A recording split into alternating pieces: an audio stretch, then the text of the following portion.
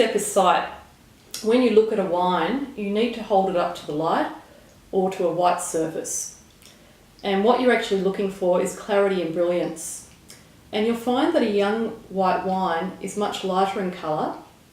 Also, it also implies that if it's quite light, that it could actually come from a cool climate variety, such as a Riesling. When a wine ages, it changes, a white wine ages, it changes to this beautiful amber or straw-like colour. So you can see the difference, it's a much darker wine. Now these are both Rieslings, this is a young Riesling and this is an aged Riesling, and you can see the difference between the two. One is quite light straw in colour and the other one is amber. This is very different to red wines. In fact, the opposite happens with a red wine. So here I have a 2007 Shiraz and a 1996 Shiraz. When I hold the younger of the Shiraz up to the light, it displays this beautiful purple ruby hue. When I hold the aged Shiraz up to the light, I can see this beautiful brick red colour. So it's actually much lighter in colour. And you can see a distinct difference between the two.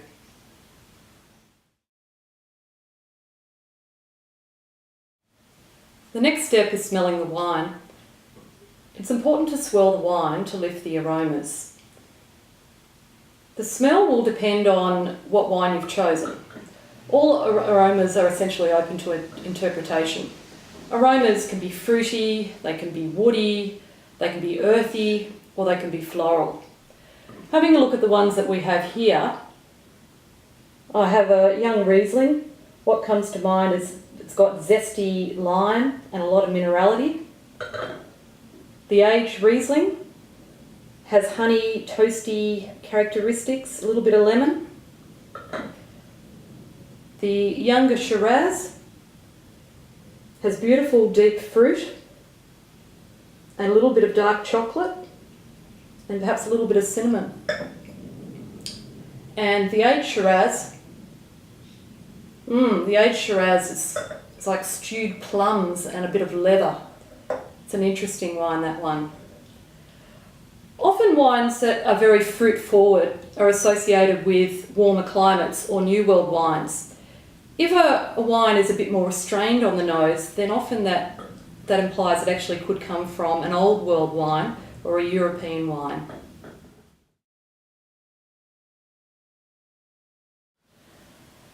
The next step is swirling the wine.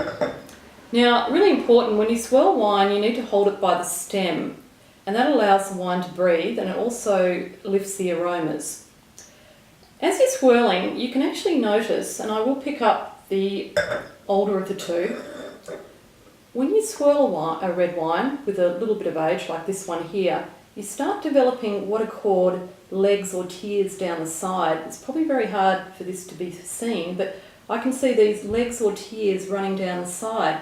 What that actually indicates is how full-bodied a wine is.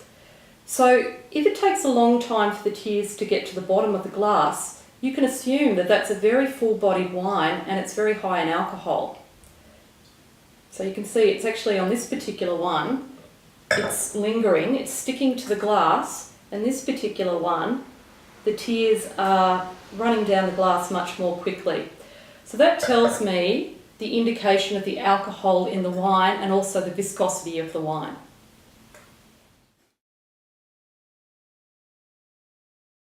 The most important step is sipping.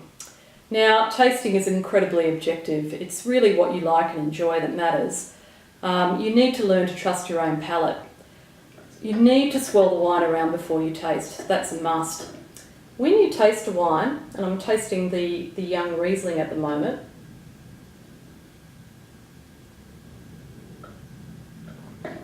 a wine could be considered sweet or dry or even possibly spicy.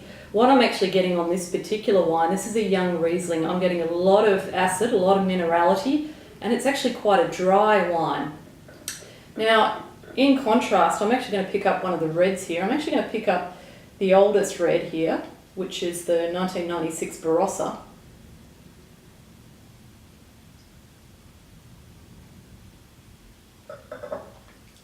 Oh, and that's full of, it's beautiful. The fruit hasn't dropped out. It's quite a little bit of sweetness, very good acid, and beautiful dark cherries on the palate. That's a lovely wine, very elegant, and it's got a lingering finish.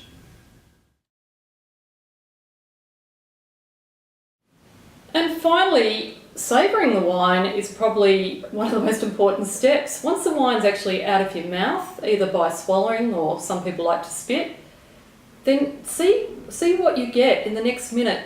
Does the flavour linger? Does it stay on the palate, on the tongue, or does it fall out very quickly? Some will linger and some will drop out. The most important thing is that you just enjoy the experience.